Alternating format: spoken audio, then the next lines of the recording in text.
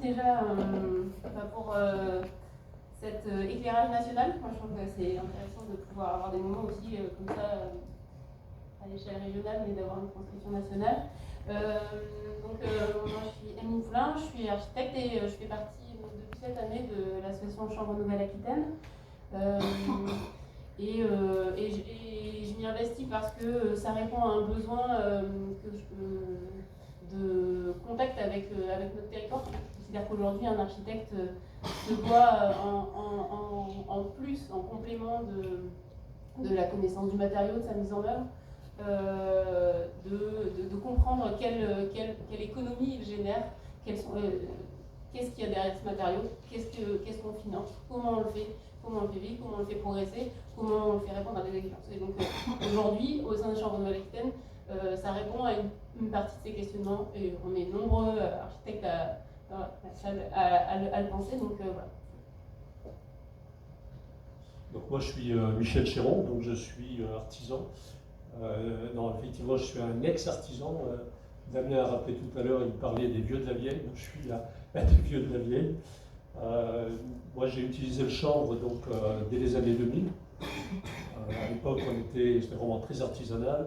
On essuyait les plâtres, comme on dit, là on essuyait le chanvre. On partait avec une grande foi dans le matériau. Pour moi, ça a vraiment été une passion. Hein. Le chanvre a été au cœur de mes chantiers.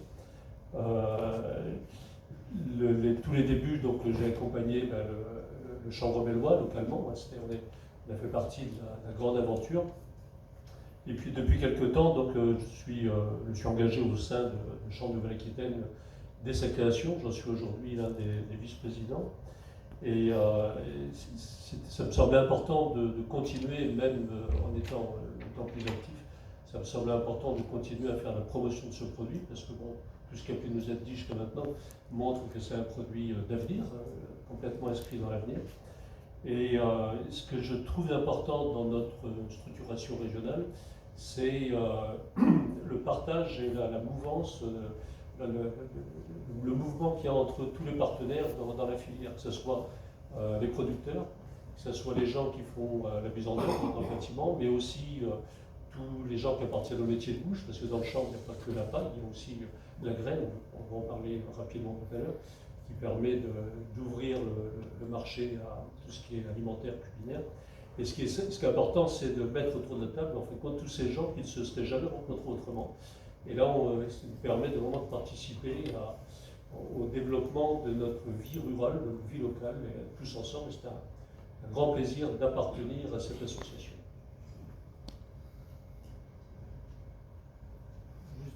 Juste dire que moi je suis arrivé dans l'association parce que je suis ingénieur agronome à la base et spécialisé dans l'eau, dans la gestion quantitative et qualitative de l'eau. Et donc je connais le programme qui travaille là-dessus et je m'intéresse en particulier à la formation, donc à tout ce qui est biosourcé. Donc comme ça je suis dans des groupes d'experts là dans mon travail sur tout ce qui est biosourcé. Et donc voilà comment je suis entré dans la filière et donc j'ai rejoint le bureau assez récemment aussi. Et je prépare ma retraite en continuant plus activement à travailler pour la filière au niveau de la région. Et j'ai rejoint le groupe des formateurs de Construire en Champ parce que la base, c'est vraiment de travailler sur la construction aussi. Parce qu'on utilise plus dans la construction que dans l'alimentaire, par exemple.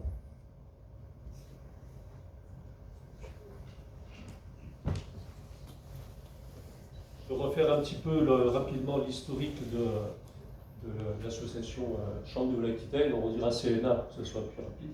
Donc au début, c'est parti d'une expérience dans l'Ex-Poitou-Charentes, où on avait un groupe de paysans, enfin 3 groupes de paysans d'ailleurs, sur la région qui s'intéressaient aux chambres, et souvent pour des raisons de nouvelles pratiques culturelles, sensibilisation à l'envie de produire et puis de vivre pleinement du produit, du devenir, la transformation de ce produit. Donc on avait une structure qui était dans la Vienne, qui s'appelait Cochon, et 2 structures dans les Deux-Sèvres, donc Poitou-Chambre et puis Chambre bellois. Dès le départ, on a bénéficié donc de 3 moteurs pour grandir. On avait donc ces groupes de paysans qui étaient soudés et très motivés. On avait tous les artisans du bâtiment, dont certains étaient déjà là à l'époque et sont encore là aujourd'hui, qui avaient vraiment envie de découvrir et de mettre en œuvre des nouveaux produits. Et puis on a eu la chance d'avoir à ce moment-là une région, un conseil régional qui s'est beaucoup intéressé et s'est investi dans les écomatériaux. Donc voilà, tout ça, ça a créé une symbiose qui a permis de nous fédérer, de nous rassembler et d'évoluer. Et puis il y a eu après donc le changement de la géographie des régions, et est arrivée donc la nouvelle région, la région Nouvelle-Aquitaine. Et à ce moment-là, on a aussi bénéficié de l'intérêt de la région, et notamment dans le cadre du programme Neoterra. Et rapidement, le projet du développement du chanvre s'est intégré dans ce projet. Donc là, à ce moment-là, s'est créé CNA, donc notre association, qui a rassemblé multiples adhérents, que ce soit donc des producteurs, que ce soit des applicateurs, mais aussi petit à petit des collectivités locales, pour qui la culture du chanvre permettait de répondre à certaines exigences, et notamment sur la préservation de la ressource eau.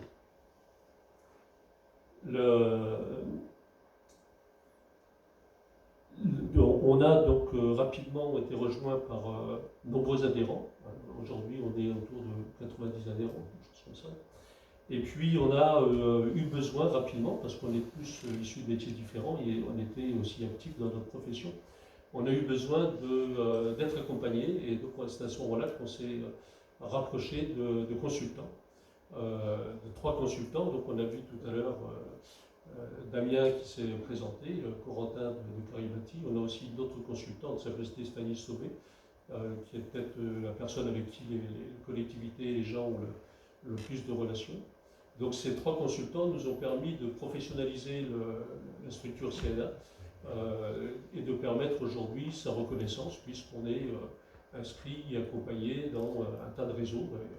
Et entre autres, on est adhérent de Construire en Chambre aussi, grâce un petit peu à leur soutien et leur professionnalisation. Vous avez nos partenariats qui apparaissent. Ouais. Donc le projet, un petit peu le contrat qu'on a avec la région, avec les collectivités locales, avec les différents acteurs économiques, c'est de dupliquer l'exemple du Chanvre-Mélois, qui est notre modèle de référence, de dupliquer sur chaque département. Notre volonté est plutôt quand on dit construire une filière industrielle à taille humaine, à taille locale, c'est vraiment ça. C'est vraiment inscrire très localement des unités de production qui regroupent donc plusieurs producteurs, assurer la transformation sur place et faire en sorte que l'utilisation se fasse également le plus rapproché, qu'il y ait le moins de chemin possible entre le champ et le chantier. Pour travailler au quotidien, l'association est structurée en différents pôles. On a vu, donc effectivement, il y a le volet agricole qui représente donc, des temps d'échange entre agriculteurs, mais aussi sur la partie production, avec aujourd'hui comment répondre aux enjeux qualité, notamment de la chaîne vote et de la laine de chanvre, pour pouvoir avoir un usage. Donc ça, ce sont des échanges quasi pas quotidiens, mais hebdomadaires, et après avec des groupes de travail mensuels qui permettent de poser les questions, de faire des retours terrain. Donc là, d'assurer justement ce maillage. Et ce qui est intéressant, c'est qu'à l'échelle régionale, on a à la fois des thématiques communes, souvent en milieu ruraux, avec des problématiques d'organisation, on va dire, de process, et en même temps des typologies de terrain qui sont différentes, donc qui vont pouvoir s'interconnecter. On a donc volet agricole, production, et puis après sur la partie bâtiment, c'est là assez riche. Je pense que c'est une des seules fois où, en tant qu'architecte, on peut être au contact, là aussi quasi quotidien, des artisans et des agriculteurs. Et où là, chacun, l'objectif c'est de bien comprendre quels sont les tenants et les aboutissants de chacun, et de réussir à faire progresser tous ensemble la filière. Et puis après, il y a sur le volet alimentaire, que je connais un peu moins, mais on y est aussi en tant que membre du bureau confronté là aussi très régulièrement. C'est que prendre en compte, là aussi, on parlait tout à l'heure de la résistance thermique d'un matériau, c'est dommage de ne la regarder que sous cet angle-là. De la même manière que pour le chanvre, ce serait dommage de se priver de toutes les qualités de cet alimentaire.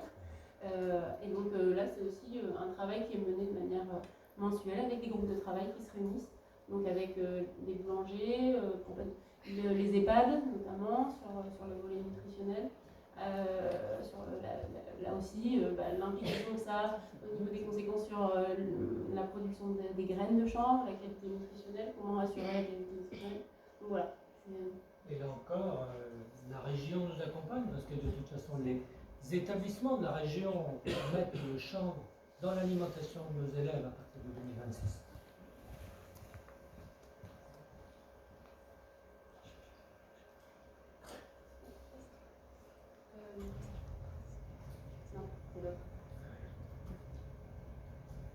Donc là aujourd'hui, c'est bien ce qu'on essaye au quotidien, c'est continuer à développer un modèle qui soit industriel, en circuit court et à taille humaine. Et pour ça, on s'appuie sur un réseau de chambrières qui maille l'ensemble du territoire de la Nouvelle-Aquitaine. Oui, donc, si on repart à l'origine de la simple existence sur la région du Chanvre-Mélois dans ce département-là, on voyait qu'en quelques années, parce que c'est quelques 5 années, 6 années, le développement des différents sites de production. Donc ils sont notre façon de procéder, donc c'est de trouver un porteur de projet. Généralement c'est une collectivité locale, ça peut être aussi une chambre d'agriculture. Et autour de ce porteur de projet, par rapport à son centre d'intérêt, c'est quand même souvent la préservation de la ressource en eau qui est mise en avant. Trouver donc des paysans qui vont pouvoir s'organiser et produire du chanvre de façon autonome à un moment donné. Et donc vous voyez qu'on a depuis quelques années, pratiquement sur chaque département de la région, on a une chambrière qui se met en place. Une chambrière, c'est 4, 8, 10, 12 producteurs qui se regroupent et essaient de mettre en place donc, une unité de défibrage et puis après assurent la transformation et puis aussi la vente du produit, la commercialisation du produit. Après, donc nous, l'objectif, c'est effectivement de pouvoir mailler un territoire et de conserver la logique de cette culture-là, qui est de pouvoir produire localement, de limiter au maximum les questions de transport, de s'assurer aussi que la rémunération vient bien auprès de l'agriculteur qui a aujourd'hui nécessité urgente de pouvoir assurer lui aussi son maintien. Donc c'est vraiment maintenir, on essaye d'accompagner aussi les agriculteurs dans cette démarche-là d'une agriculture qui soit responsable, locale, mais qui rémunératrice. Et c'est du coup tout l'enjeu, c'est qu'on a affaire à différents modèles agricoles et où il faut là aussi amener une exigence, une constance de qualité. Donc c'est tout le travail qui est fait en partenariat avec les artisans. C'est cette coopération-là qui peut à terme permettre d'assurer une résilience du territoire.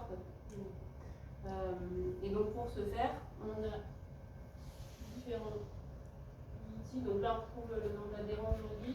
On a une évolution du nombre d'hectares cultivés qui permet aussi d'avoir un maillage plus représentatif sur l'ensemble du territoire, qui est encore disparate selon l'état des groupements. On a des groupements qui sont très récents, qui sont trouvés l'année dernière.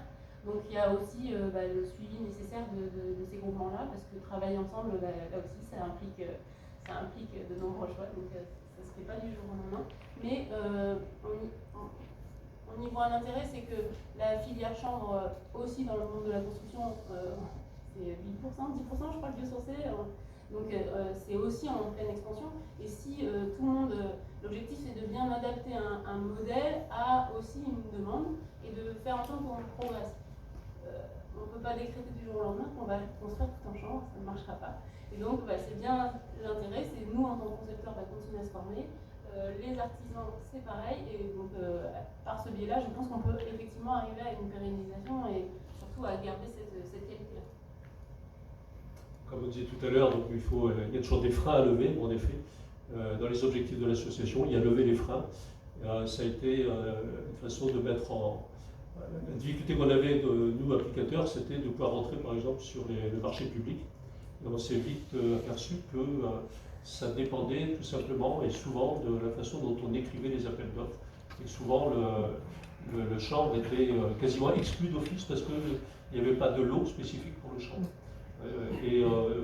On sait, par exemple, sur la Vienne, et puis maintenant ça fait tache d'huile sur les autres départements, on a mis autour de la table les décideurs, les professionnels, les architectes, les bureaux d'études, les artisans, et puis on a essayé de s'expliquer pourquoi il y avait ce blocage. On a trouvé les raisons, c'était vraiment l'écriture, je veux dire, pas l'aptitude, mais le volontarisme des gens qui écrivaient les appels d'offres a changé leurs habitudes et a glissé à l'eau un peu plus spécifique, sur lequel on pouvait fixer notre attention. Concrètement, ça c'est un travail qu'on a fait sur la Vienne il y a 3 ans. Et depuis 3 ans, on a développé avec la collectivité de Grand Poitiers au moins 3 chantiers, ou 3 grands chantiers où on met en œuvre du chanvre. Donc on a levé les freins. Et ça, il faut le faire partout. Ça fait partie de notre mission quand on rencontre les porteurs de projets dont je parlais tout à l'heure, c'est lever les freins pour arriver jusqu'à la mise en œuvre.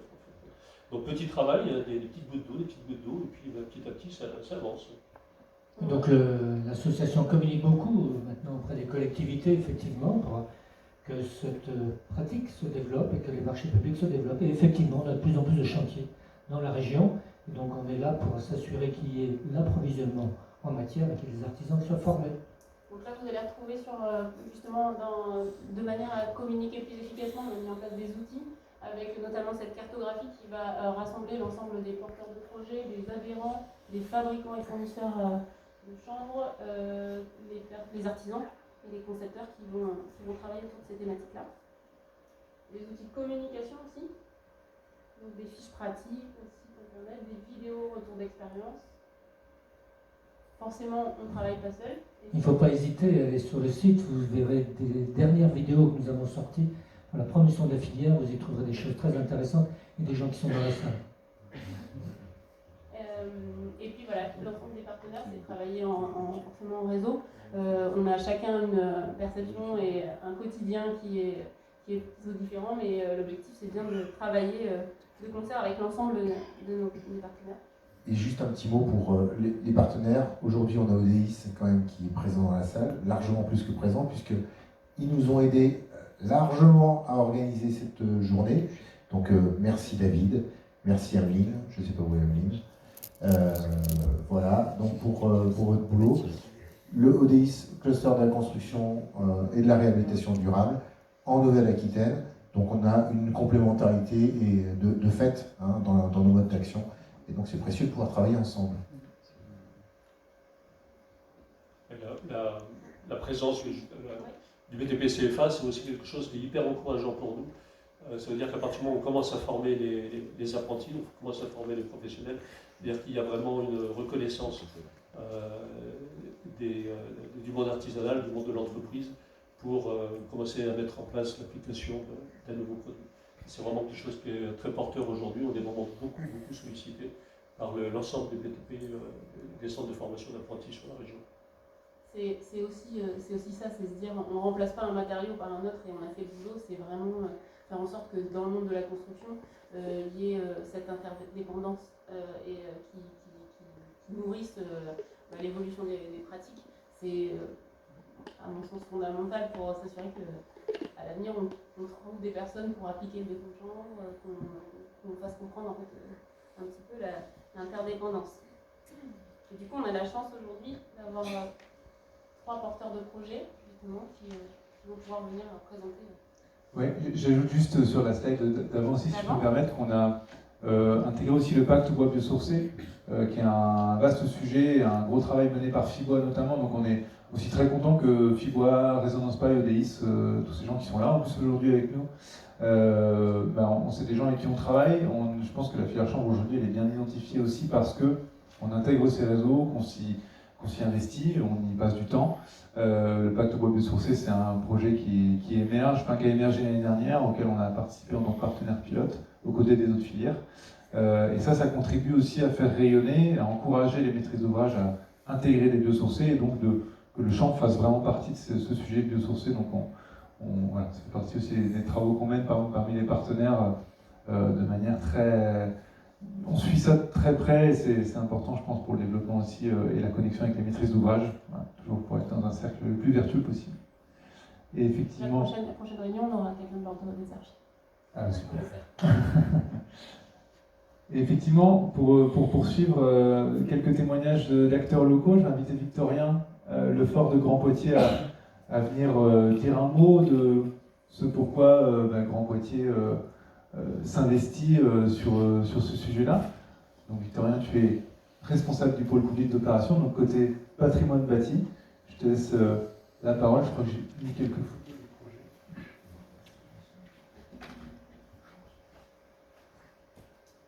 Merci Corentin. Tu me diras quand je suis trop long, tu me feras un signe. Je suis effectivement, je représente la maîtrise d'ouvrage de Grand Poitiers, côté bâtiment. En même temps, je parle pour mes collègues de l'eau, et aussi des promotions des filières biomasse, biosourcées. C'est un travail commun de plusieurs directions. Et effectivement, la première porte d'entrée de Grand Poitiers dans le chanvre, ça a été la préservation de la ressource en eau. C'était la préoccupation initiale. Où également il y avait un accompagnement fort de la région Nouvelle-Aquitaine avec le programme Ressources. Et le chanvre s'est vite apparu comme une culture favorable pour préserver notre ressource en eau. Ce qui d'ailleurs, cette démarche qui remonte, je pense, à 2022, voire avant, porte ses fruits. Demain, on va nous remettre le prix des trophées de l'eau de l'Agence de l'eau Loire-Bretagne. Donc pour ce travail qui a aujourd'hui, d'une part, on construit avec du chanvre, et d'autre part, comme vous avez pu voir sur la diapo précédente, il y a la chanvrière du Clin qui s'est créée cette année et qui continue à développer de l'activité. Donc à Grand Poitiers, qu'est-ce qui a fait qu'on a réussi à lever les freins? C'est une volonté partagée, un écosystème présent, grâce aux acteurs déjà en place. Donc il y a une volonté des élus qui s'affichait depuis plusieurs années, des maîtres d'œuvre qui étaient présents et qui connaissaient le béton de chanvre et étaient prêts à le mettre en œuvre dans leur bâtiment. Et côté maître d'ouvrage, finalement c'est peut-être là où le frein était le plus important. Quand on en parlait entre nous, lui, le chanvre, c'est un peu nouveau, est-ce qu'on peut vraiment avoir confiance? On s'est regardé avec mon collègue de l'autre côté du bureau et on s'est dit, non, le chanvre, en fait, c'est pas nouveau. On l'utilise depuis 20 ans, les barriques professionnelles. Moi-même, j'avais fait de l'enduit de chanvre dans une maison où il y avait des pierres pour profiter du confort. Donc on s'est lancé. On avait 3 chantiers effectivement qui se présentaient. Donc on a parlé aux acteurs qui étaient motivés. Et donc aujourd'hui, on va livrer dans quelques semaines, je dirais même jours, une extension du siège du CCAS de Poitiers. Donc, qui est une extension d'environ 200 m², où les parois extérieures, les façades ont été réalisées en béton de chanvre, en ossature bois. C'est un projet assez simple, mais on l'a mené à bout, on en est fiers. On a réhabilité le dernier étage d'un de nos bâtiments où sont les agents de Grand Poitiers. Donc on a fait cette rénovation avec un enduit en béton de chanvre. Donc on se rend déjà compte du confort. Donc les occupants sont arrivés au mois de septembre. Ils en profitent correctement. Et on se rend compte que le secteur était déjà présent, donc en fait c'était juste donner le coup de pouce qui permettait d'aller plus loin. On a des entreprises d'une part, qui s'y connaissent, en qui on peut avoir confiance. Et également, niveau prix, on n'a pas eu de mauvaise aventure. C'est un peu le frein du maître d'ouvrage, se dire ça va encore me coûter plus cher. Donc, effectivement, ça a coûté plus cher, mais on est resté dans les prix qu'on s'était fixés. Il n'y a pas eu de surenchère de prix, comme parfois on peut craindre quand on se dit quand on va un peu vers l'inconnu. mais qui n'était pas d'inconnu, mais c'est juste une mauvaise connaissance du béton de chanvre initialement. Et on se rend compte qu'il y a quand même une grande fierté de réussir tout ça, une fierté dans les acteurs de tous les jours pour mener à bien ce chantier, donc moi, mes collègues, les futurs utilisateurs, une fierté dans l'emploi local, dans l'économie locale. Comme c'était mis en avant, on fait travailler nos agriculteurs juste à côté, on fait 10 minutes à pied, pas à pied en voiture, et on peut tomber sur un champ de chanvre. Enfin ça, on ne l'a pas avec d'autres produits, enfin sauf la paille, effectivement les bottes de paille. Et donc l'emploi local aussi, les entreprises qui appliquent ce produit valorisent vraiment leur savoir-faire, ils ont une fierté de mise en œuvre et du produit fini et du bâtiment. Donc aujourd'hui, 3 chantiers. Donc le 3e chantier qui aura lieu l'année prochaine, c'est la réhabilitation de la maison de quartier des 3 cités, donc avec au niveau des extensions. Et on a 2 opérations déjà en ligne de mire, donc à horizon 2028, une livraison d'une crèche avec une salle conviviale, environ 300 m² au total en surface de plancher, et une réhabilitation plus importante d'un bâtiment historique où ça verra le jour dans les 2 à 4 ans à venir, donc où effectivement on a prévu du béton de chanvre. Donc toutes les clés sont là, on poursuit dans cette direction. Et puis je remercie tous les acteurs qui font qu'on aille plus loin tous ensemble.